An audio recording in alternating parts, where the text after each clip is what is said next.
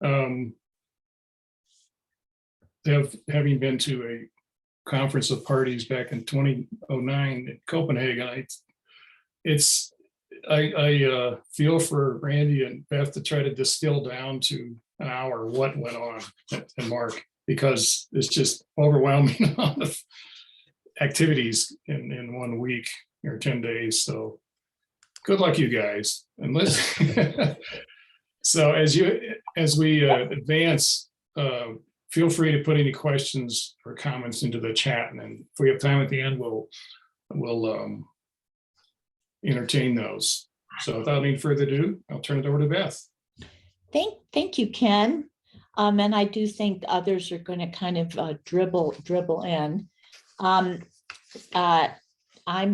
Beth Beloff. You know me, and Gary Payton, our partner in the coalition, and Randy Wrighty, who's chair of the Los Alamos County Council, will be presenting today.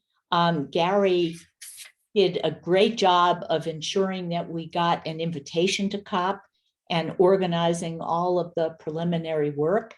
And Randy, Mark Hayden, and I attended on behalf of the coalition. Just briefly, you'll have a snapshot from Gary of the COP26 content that came out. Randy and I will share observations. I'll go through some of the key themes that emerged. Randy and I will cover just snapshots of some applications at the local and state government levels. And then Randy will provide some applications to Los Alamos. And Gary will close by sharing details. And we'll have some time for Q&A if you put your questions in the chat. And if we don't have time to answer all of them, you'll have our contact information at the end. So over to you, Gary. Well, good afternoon, everyone. It's a delight to be able to share with you again on this Thursday afternoon. I show this image of Matrushka, these Russian nesting dolls, in order to underscore the point that an event like a Conference of the Party really gives us the opportunity here in New Mexico to appreciate again the interconnected relationship of all of our collective climate actions, whether they be at the international level, like the Paris Climate Agreement or the Glasgow Accord, what comes out of Washington, D.C., actions from our own state house, responsibilities we have at the city and county level, how we interact with business partners, NGOs we're involved with, as well as all the way down to the personal interactions that we take within our own home and our own family life. Slide, please. Oop. Oh, it's not working as planned. Here you go. So our delegation had the opportunity, of course, to be able to take in the full process of this international climate action. Particularly, it's relevant to our coalition members because each one of our 5 coalition members, the cities of Santa Fe, Albuquerque, Las Cruces, Santa Fe County, and Los Alamos County, have their own pledges to be able to embrace the objectives of the Paris Climate Accord, which was passed in 2015. But the real deliverables ultimately are the ideas which our delegation has been able to return with that have application for us at the state level, at the county level, and at the city level. So in my overview, in these next few minutes, I'd really like to talk about the main points of the Glasgow Climate Pact. That was the name given to the final agreement that was reached a few weeks ago, and many of the side agreements, as well, and where possible, to draw those connections or create those lines between these international assertions and what can we do here within the state. I'd like to comment upon complexity, and Ken alluded to it just a few minutes ago. A COP has often been described using the phrase wheels within wheels within wheels, and that really kind of acknowledges the fact that there are international negotiators from almost 200 countries. There are presence of individual country teams with country pavilions, exhibit areas for businesses and worldwide NGOs, opportunities for the faith community and other aspects of civil society to be present, demonstrations on the outside, demonstrations on the inside, and all of this compressed into a 12 or a 13-day period happening on an annual basis. It's rather hard to believe that even with 25 previous conferences of the party, there had been no specific references to the source of greenhouse gases. The language was weakened in the very last hour of the gathering on the 13th of November, but still there was a specific reference offered dealing with issues of coal, phasing down the use of coal, and moving back from fossil fuel subsidies. That in itself was a significant action because of its inclusion in the formal final agreement. The second point that I have here is equally important. The rules that were put together in 2015 in Paris have been amended in order to be able to ask the countries to return again at COP27 in Sharm el-Sheikh on the Red Sea coast of Egypt in this upcoming November, in order to be able to continue the ratchet process, continuing the tightening down at the national level that are aggregated together to what amounts to the worldwide commitment to be able to reduce greenhouse gases. So that bringing it back again next November was another significant achievement. The final point that I have here in the pluses, Paris had a very specific statement. Paris said that the objectives would be to, quote, hold temperatures well below 2 degrees C and seek to limit it to 1.5 rise. In fact, across the 6 years span, the sense of urgency is significantly increased in moving toward more international climate action. The degree of natural disasters that has spread across North America, Europe, Asia, et cetera, meant that these negotiators came understanding that they needed to be able to tighten the broad goal that they had.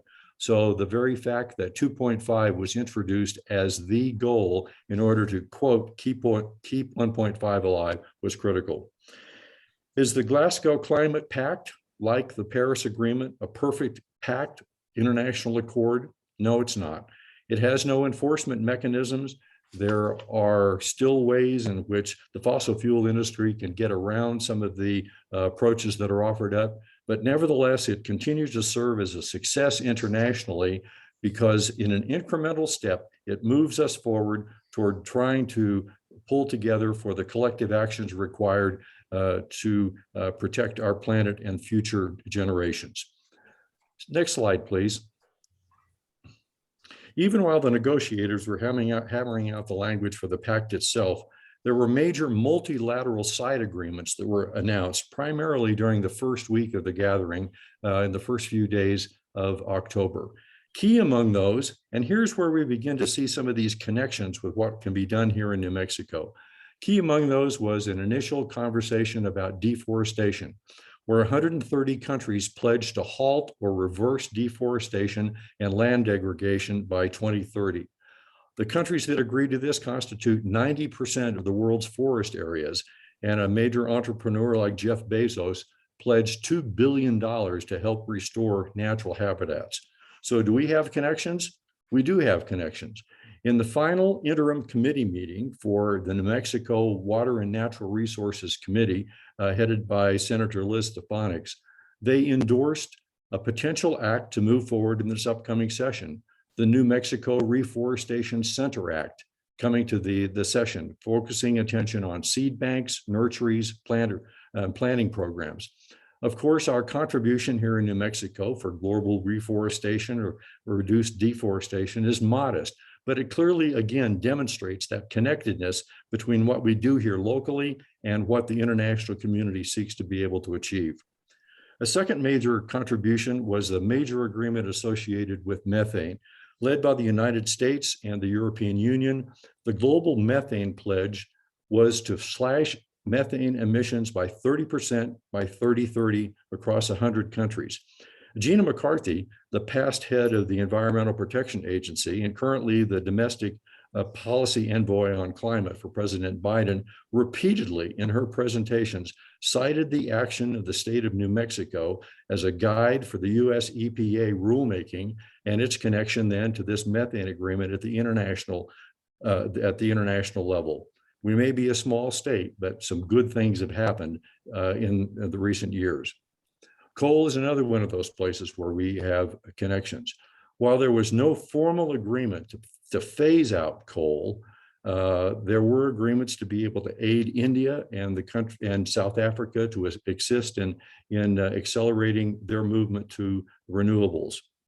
The point about zero emission cars and vans, if you can believe it, hard to believe, but Ford, General Motors, Mercedes, Volvo, Jaguar, Land Rover, all came forward to be able to make this pledge to be able to produce exclusively these LEV, ZEV, low emission, zero emission vehicles by the dates that I indicated here.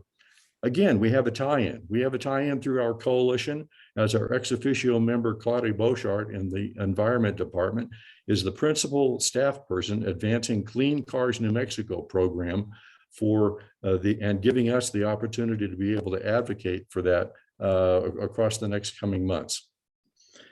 If we step back and we listen to the evening news, we're clearly aware of the issues of the US-China tensions right now. Tensions over the Taiwan Straits, human rights, Hong Kong, the Olympics, et cetera. But at the climate level, the senior leadership has agreed to be able to cooperate in ways that they had not previously done.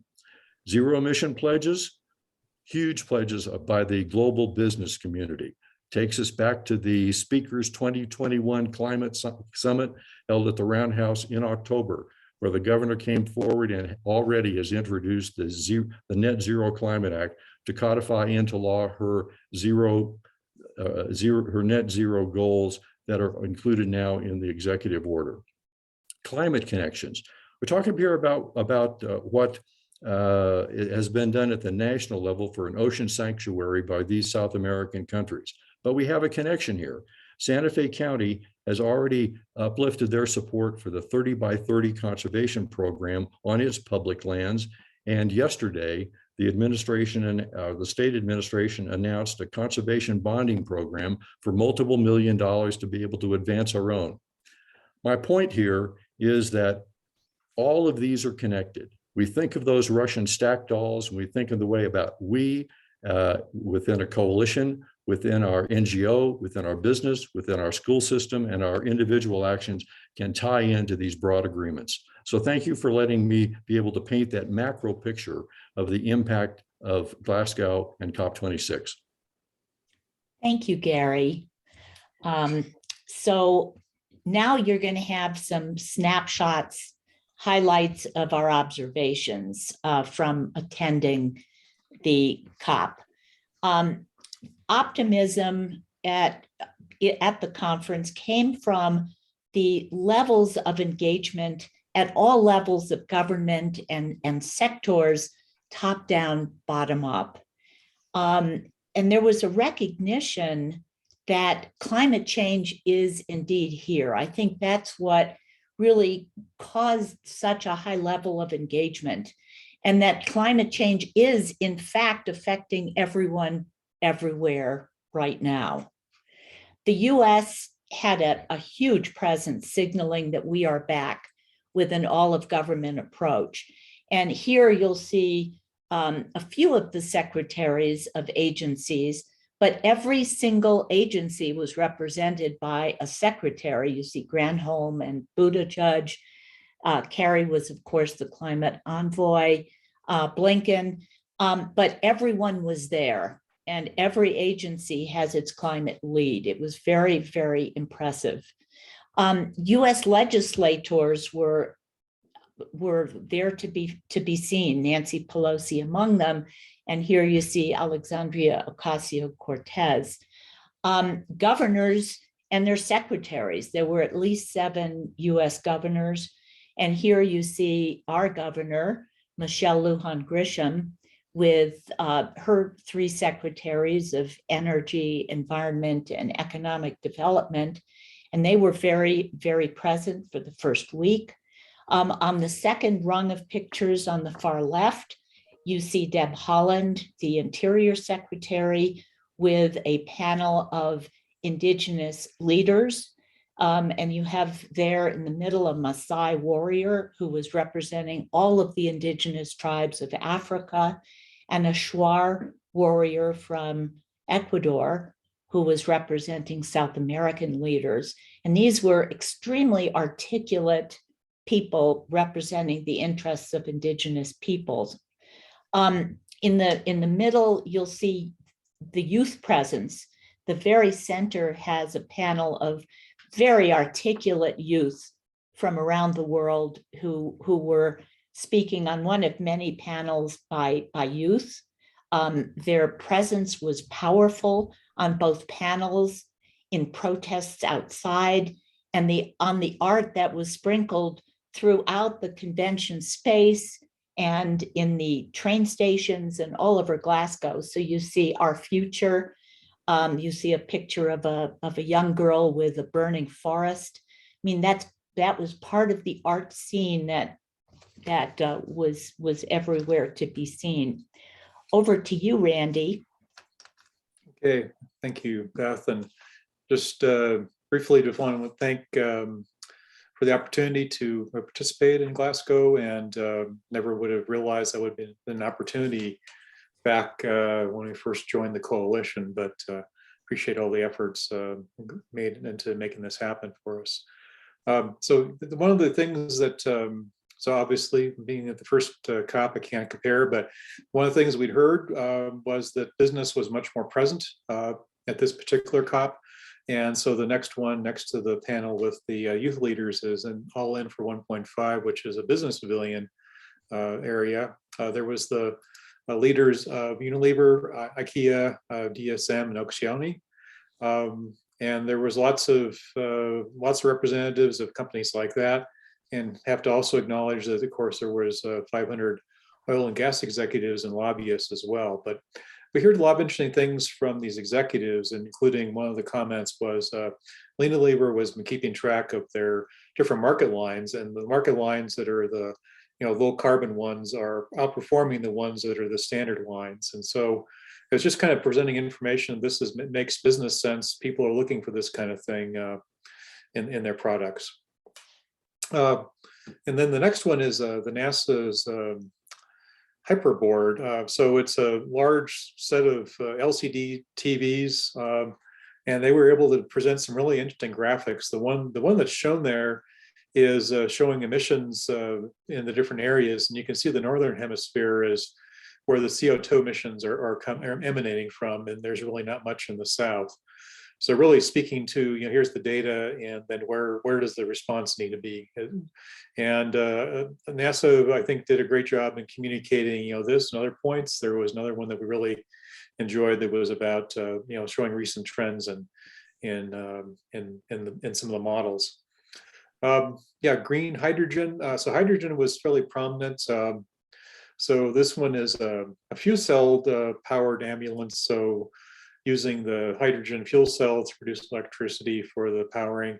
We also saw some other vehicles that were more directly powered by, gas, basically the fuel, hydrogen as a fuel. And so that was something we saw fairly prominently. And I think a lot of probably the general news coverage kind of focused on protests. And we did see basically every day there would be some protesting, both inside and outside of the pavilions, the blue zone, and some of them had very large, attendance, like 100,000 people present. And just kind of to wrap up, kind of the tie into, what we're talking about here primarily is, the importance of local actions and at the city and the state level. And so we saw lots of interesting presentations and discussions about efforts that are going on internationally. And I think that's something that can get, tangible results done in a reasonable period of time. And so World Wildlife Fund had the One Planet City Challenge. There's C40 cities. There's ICLEI, Global Covenant on Mayors for Climate and Energy. And there's a number of them. And the last little photo is a panel of mayors from around the world. So I think I'm back to Beth. Thank you. And we've summarized it for you when we send the slides out. So just to tell you some of the key themes that you'll notice some threads that run through, that this is indeed the decade of delivery. The urgency of action is now before the end of this decade, and at all levels as expressed by Gary's Russian dolls. There is no silver bullet of action.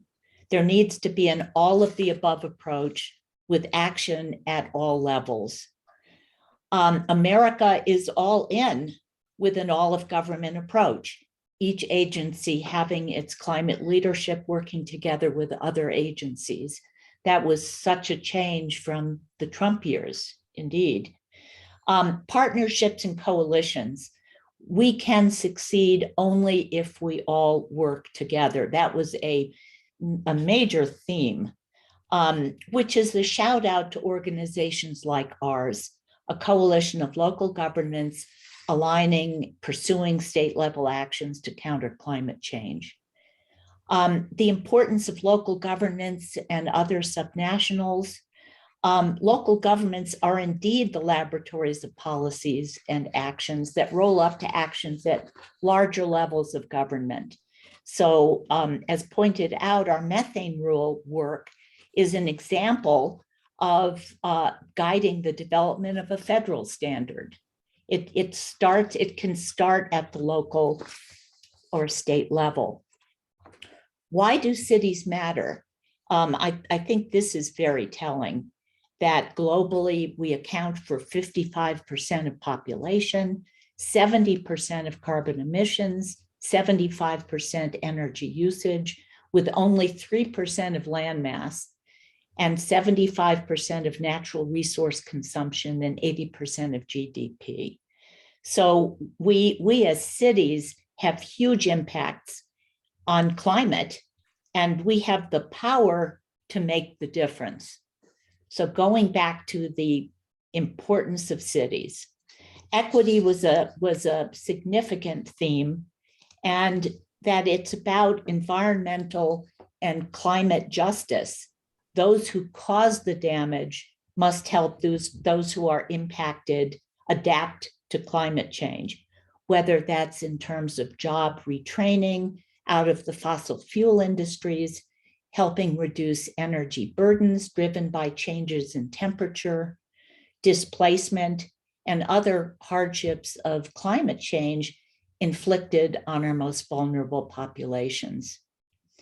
And the subcategory there is that climate justice at the global level means the global north helping the global south. The global north has created climate change, and that there is a need, and it was expressed quite a bit, for the north to pay for lost damage and adaptation in the global south.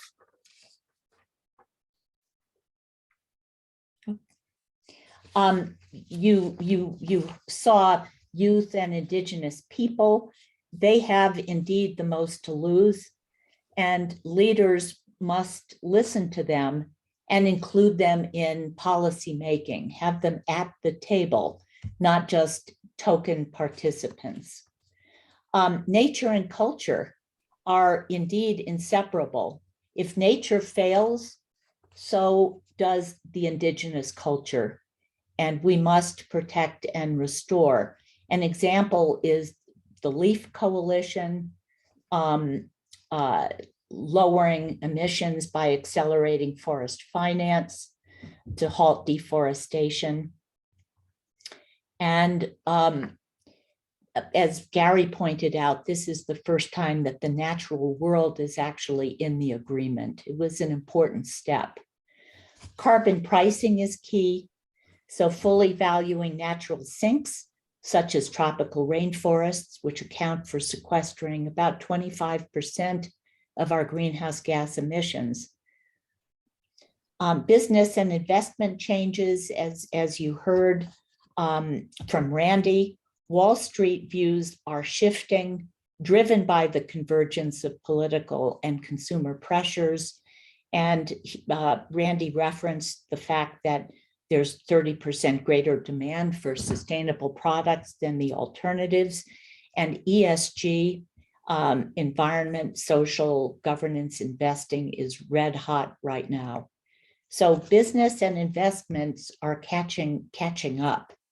Technologies, there's an emphasis, as Randy pointed out, and we'll talk a little bit more on the use of green hydrogen in fuel cells to augment electric battery storage technologies that can't be used in some heavy vehicles or in use in high heat industries as a fuel. Fossil fuels need to stay in the ground if we are to stay below 1.5 degrees centigrade.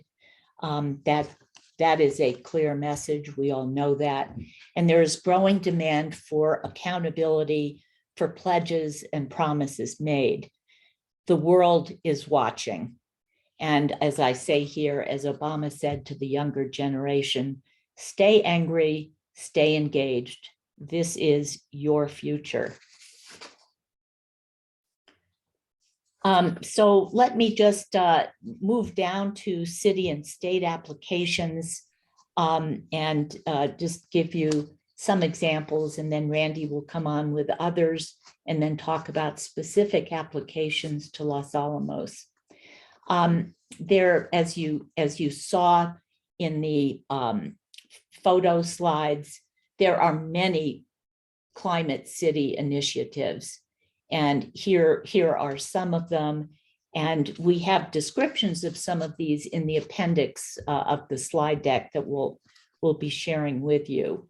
Again, inclusion in decision-making of youth and indigenous peoples. Youth councils are a good example, or inviting environmental justice, service organizations in to help understand what is happening indeed to vulnerable communities.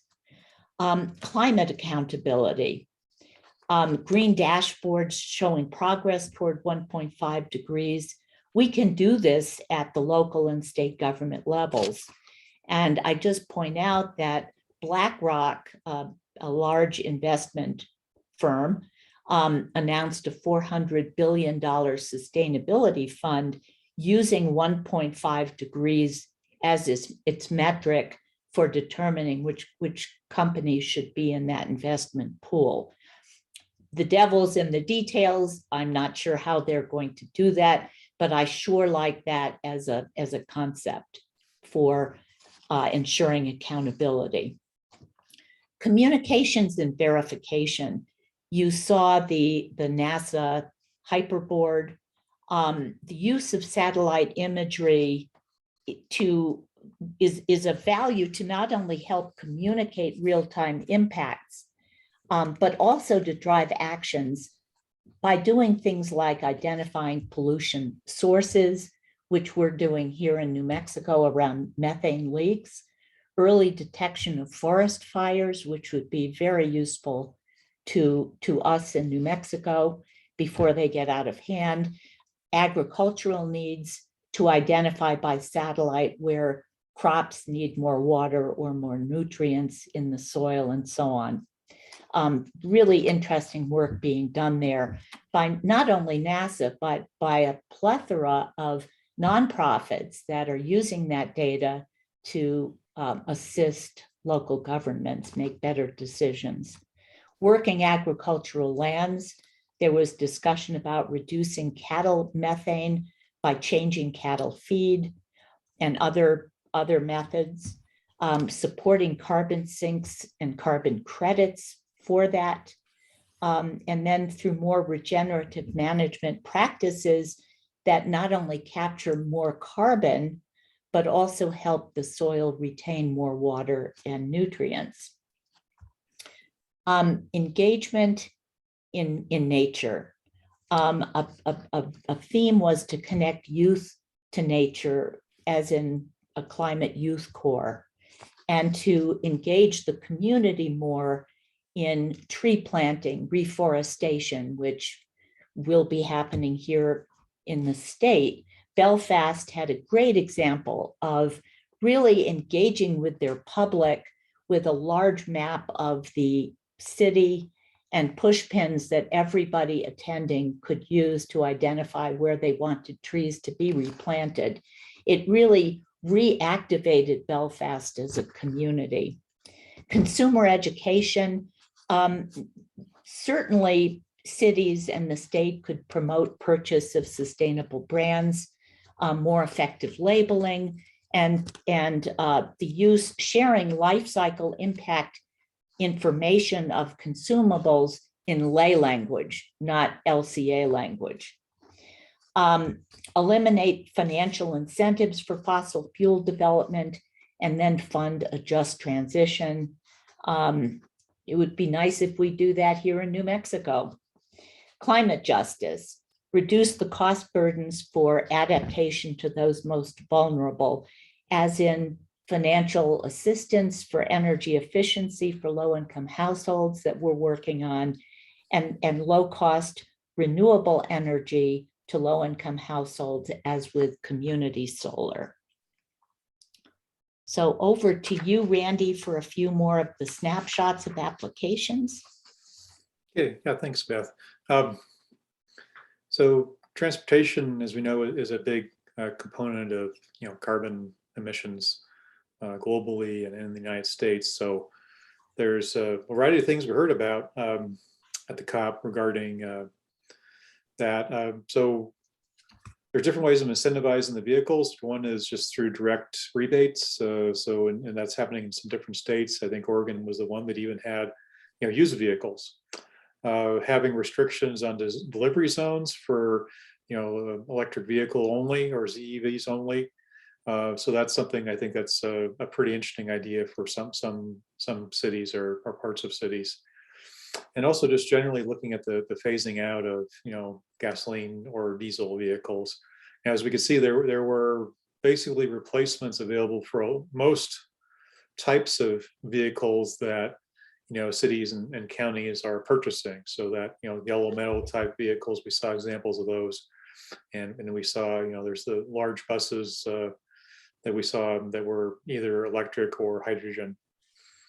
And then there was one thing I think that impressed many of us was this example from Beverly, Massachusetts of electric school buses. And one of the interesting things about a school bus is a school bus has a very large number of batteries on board. And these also generally are not used a large part of the day.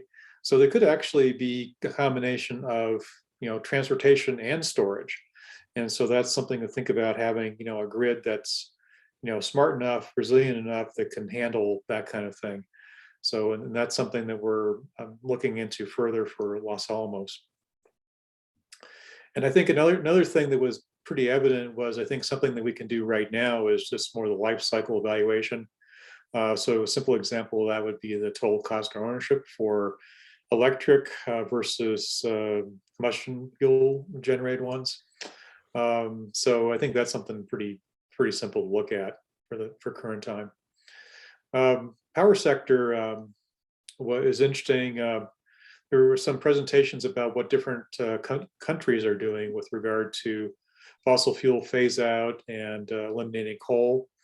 And then there's some interesting ideas about potentially reuse of former coal facilities for other forms, zero carbon fuel power facilities. And also the battery storage, it seems like it is changing fairly rapidly and becoming a lot more possible to do that. Yeah, buildings are probably obviously a longer term thing, and I think there are some things excuse me, that can be done in terms of just, at least for new builds, eliminating natural gas in new buildings. So I think that's a fairly important thing to look at. The caveat, of course, is you have to have available, zero carbon, electric to run the appliances in those buildings. We saw some interesting discussions about, again, in Europe, it's not too uncommon to require to look at, kind of the carbon footprint of, rebuild versus remodel, and retrofit options. And so I think that's an important thing to look at. And definitely the procurement side is a good one, and that's something we're continue to pursue that locally in Los Alamos, purchasing agreements for a number of things. And there's a list, solar panels too. I just mentioned the heavy vehicles and buses, which might have an additional use for resiliency on the grid. And then there was new business opportunities in terms of whether, if we're going to have lithium batteries currently, actually getting recycling of the materials, not just the batteries. And I think another thing is climate solutions and incubators. So perhaps tied with national labs, there'll be one option.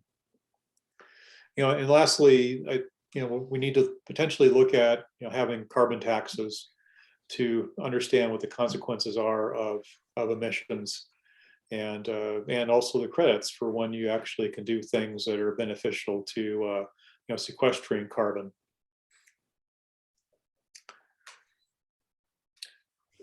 So this after the COP, I wrote up a report with some synopsis of various sessions and some references for the council and the public to consider. And I came up with some option things that I recommend that we look at. And so I tried to think about it in terms of the near term, medium term, and longer term. But I was thinking about the near term as things we can do basically right now. Medium term is the next 2 to 3 years potentially. And longer term, I'm thinking just through the end of this decade, given the timelines we were seeing in terms of what the modeling is telling us what we need to do. So I think the things that are fairly beneficial potentially are these city alliances. It's an opportunity to get a lot of information from what's being tested elsewhere. I think one of the good comments was made is it's a lot easier to do something that seems new if somebody else has already done it or done most of it. So I think that's a good thing. And just with the youth engagement, I think that's just really critical. They're the ones that are going to be having to, live with the consequences of this. And then for pretty much anywhere, but in particular for Los Alamos, it makes a lot of sense for us to be taking a regional approach. And of course, the coalition is one part of the regional approach, but we could be interacting more on that. And just to pursuing the purchasing options and having some options in there for green purchasing. And with regard to that, the thing that he mentioned again is the school buses, but I think also the public school buildings, and just recognizing that Los Alamos Public Schools is a separate entity from Los Alamos County, but it's a case where we do often work together. So I think that that's an opportunity for some collaboration. The schools, in some cases, could get some revenue out of these kind of activities, and then also looking at the community solar and looking at areas also where we're going to try to be building more affordable or middle, the missing middle housing as it's called, having community solar so that it keeps utility prices very affordable for people in these developments. I think that the life cycle cost evaluation, and including a subcategory of that is really that total cost of ownership for electric vehicles specifically. But I think we need to be looking at a broader perspective when we do purchasing and understanding, at some point we might be able to value resiliency. And that was, as we were, starting today, I was reminded yesterday my power was out for 7 hours. So I was doing a lot of this on my phone, but yeah, so I think resiliency has some value, and I think people will start to recognize that more. And we need to look at that perspective. So that's another thing that so far we haven't quantified, but I think it's something worth looking at. Yeah, and I think just the business perspective, a lot of businesses, as we have already alluded to, are looking at very much this near term, in this next 1 to 3 year period of time. And, the potential here with, National Lab and potentially getting a clean tech incubator between, Los Alamos and Sandia. And definitely the transportation options. And then I think an even fairly straightforward one is one of the sessions I went to was on active transport, which talks about people, walking or bicycling. And so I know that, here in Los Alamos, we've been advocating, for complete street concepts for a number of years. But I think looking at this more holistically and making sure things are available and having that connection for people so that it's really straightforward for them to get from, walking to some, hub where they can get, either, an e-bike or just a regular bike or some other kind of transport. That's one thing I think that's important to look at. And then again, power options. And I think when I tell people this, they're surprised, but currently Los Alamos has 80% of its power is fossil fuel related, non-green. And a lot of people are surprised, but Los Alamos owns, stake in 2 coal-fired plants. One of those plants will be closing here in the next few months, but that's something. So I think people need to understand that and then look at, what options we might have with the federal government, even having some different kinds of power purchase agreements and be able to support some of these renewables. So again, thinking about it as a whole government effort, if the government could make it simpler to get longer term, like 40-year power purchase agreements, that might greatly assist with getting that clean power that they're saying they want to get. And then it wasn't at COP, but at another conference I was at last week, and talking about equity issues, there's a Justice 40 initiative, and the Los Alamos site for the cleanup program of DOE is going to be the pilot, maybe the first pilot for this program in the Department of Energy, the Environmental Management Program. So there are initiatives going on, and I think it's a matter of understanding what they are and helping to facilitate them. And then I probably already highlighted the coordination with LANL and full government response. Yeah, I mean, I'll add a couple more observations about Glasgow and I think so we were in a Airbnb flat, so I was walking around some in the city, and it was just interesting just seeing the level of engagement, interest in the COP. Of course, they're hosting it, but it was all the way from what you would see on the street to if you went to see a museum exhibit, there would be a piece of artwork. It might have been about subject was a woman drinking tea, but they go in and tell you, well, tea is one of the things affected by climate change. They wouldn't be preaching to you about every single piece of art, but they would put it in there as information here and there.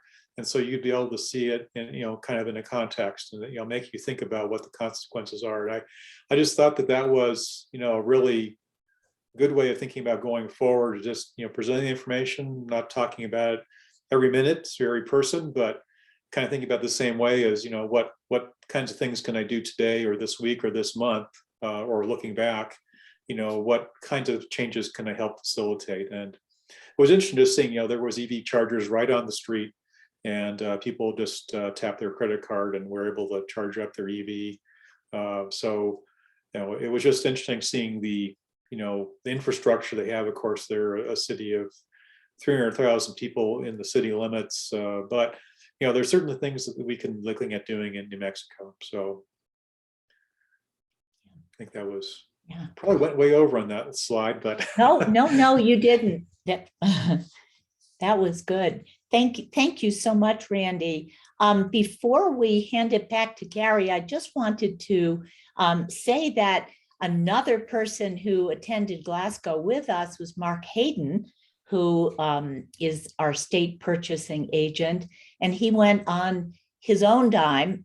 He's ex officio at the coalition, and just was committed to this. So a couple of words from you, Mark, if you care to, about the experience, what you took from it. Well, thanks for that, Beth. Yeah, I firsthand experienced peat bogs. I was out halfway between Edinburgh and Glasgow, and the train ride was about an hour out each day, and it was only one train in and one train out. 7:40 I had to be on a train going out, and 7:40 I had to be on a train coming back. But on the weekend, I met some gentlemen at the pub, and they offered to take me out for a peat tour. And I looked at how the harvesting happens and where the sequestration happens. It's pretty pastoral out there, by the way. The sheep are grazing along with the cows right underneath the big windmills. Where I started to see the application of a lot of what we saw in COP26 was in the recent Infrastructure and Jobs Act. I got the guidelines today, and just to give you a flavor of what's out there, carbon dioxide transportation infrastructure finance and innovation program, $2.1 billion. Carbon storage validation and testing, $2.5 billion.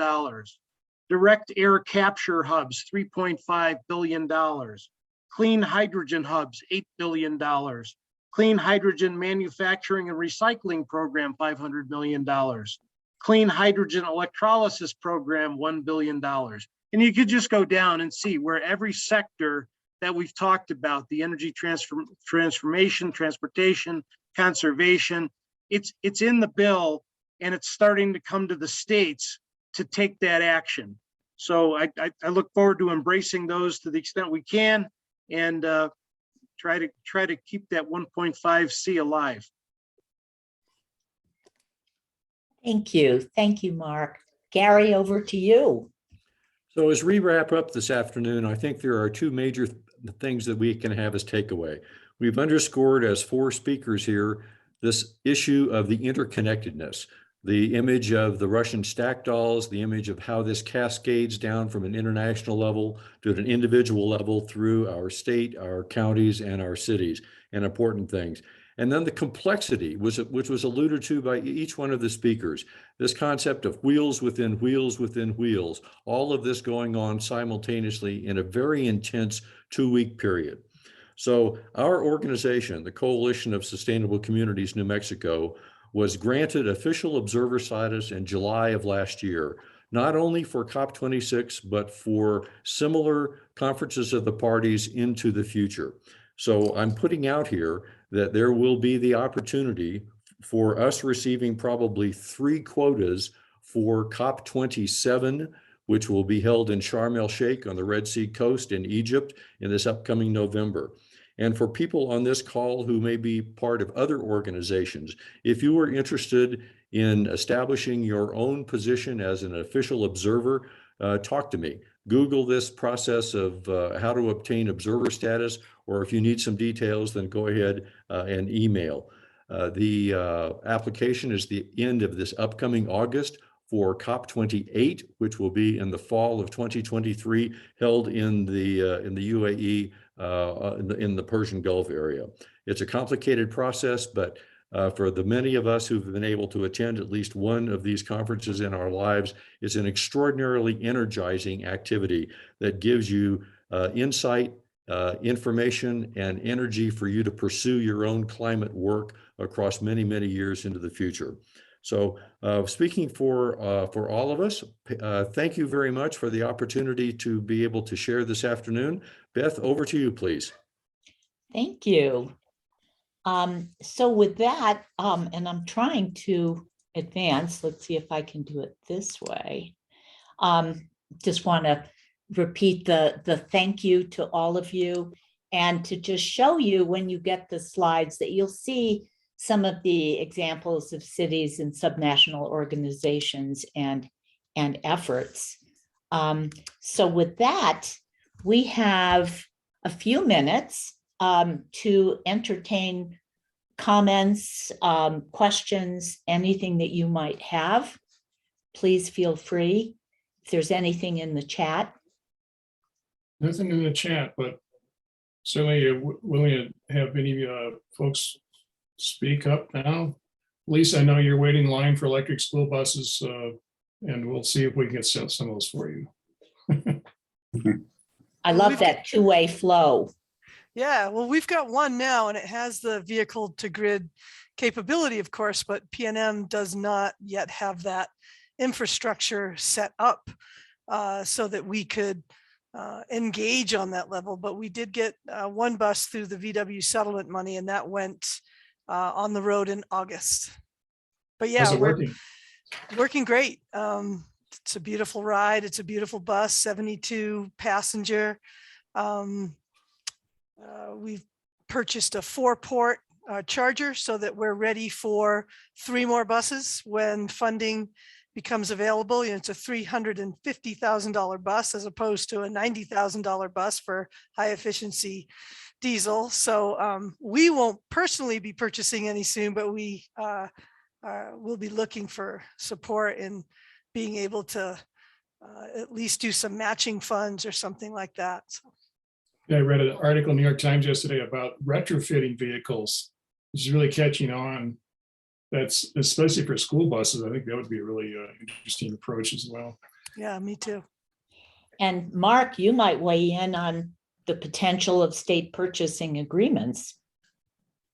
Yeah, there's 2 levels. One at the state, if local entities would like a statewide price agreement put in place, and everybody likes those because we've done the procurement, we've already made the awards. All you have to do basically is adopt the contract and cut a PO. Happy to do that. And I just got off a phone call with the National Association of State Procurement Officials and talked about how these lessons learned from COP can be applied to what the states are going to need in the foreseeable future. And because of the 10-year time frame we have to really act quickly, I think they will be playing a big role. And how that works is NASPO puts together these contracts on a federal level with a lead state, and then they get support from other volunteer states. Once that contract is adopted, then other states can participate, all 50 can if they want, and then that becomes a statewide price agreement at the New Mexico level. So there's lots of potential for help and assistance in this direction. Beth? Yes, Gil. Yeah, I don't know how many of you know in the group here, but Las Cruces, starting this fiscal year, are going to buy only electric vehicles if they're available. Our police cars aren't quite available yet, but all the other vehicles that we can get will be all electric, as well as starting Monday, we're going to have a resolution that says all new buildings in the city government must be total electric, no natural gas being used in them at all. And then it's going to, I hope, I won't be around because this is it for me. I hope that we'll continue on and have all new buildings electric ready that are built in the private and public. That You've been a is great inspiration to us. Thank you very much. Yeah, bravo. You're welcome. Thank you, Gil. And that's particularly interesting and important given that Las Cruces has its own natural gas operation. Mm-hmm. Right. So you're shutting down your operation. Yeah, we're not going to expand our natural gas service to new customers gradually here in the coming years, or at least to new areas, I should say, where we have the service already. We'll continue, of course, to provide that. Thank you. As we wrap up, I do want to mention some future roundtables and webinars we want to host on building electrification, for one, with trying to get Senator Heinrich, who's a champion of this issue, to join that roundtable. Another one on water management, and we're hoping to get Melanie Stansbury, our Congresswoman from Albuquerque, to spearhead that one. Yeah. One on community solar once the rules are out, and other ones. Beth? Yeah, I just want to point out that Jim Desjardins had his hand up. Thank you very much, Beth. I appreciate that. So I guess one thing I was just thinking is, what are the, and I have heard some really good comments, and I appreciate the presentations. But what comes to mind is, what are solutions or what are specific activities that we can get involved in now? And I was also listening to Lisa Randall's comments about the vehicle to grid. And as some of you know, right now at the PRC, there is a proceeding, they call them dockets, specifically relating to how we do interconnections for solar. And also, as many people might know, right now, there are 18 PNMs, approximately 500 distribution lines that are closed to solar. So that proceeding that's going on right now is addressing that, but there's a phase 2 to that that will be dealing with issues like vehicle to grid and how we can dispatch energy to the grid and all this other stuff that the technology exists now.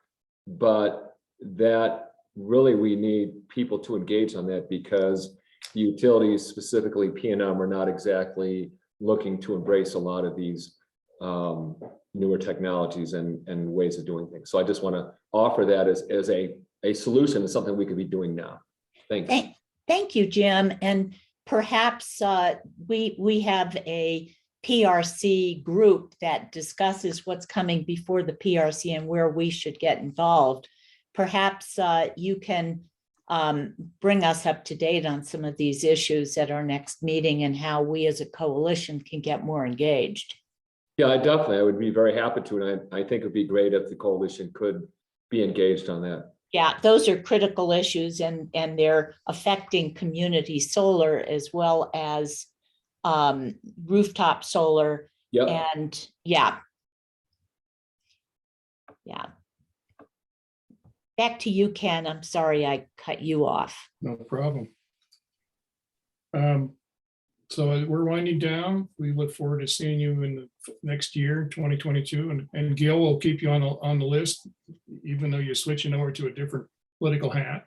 But thanks all for attending this roundtable, and we'll talk to you soon.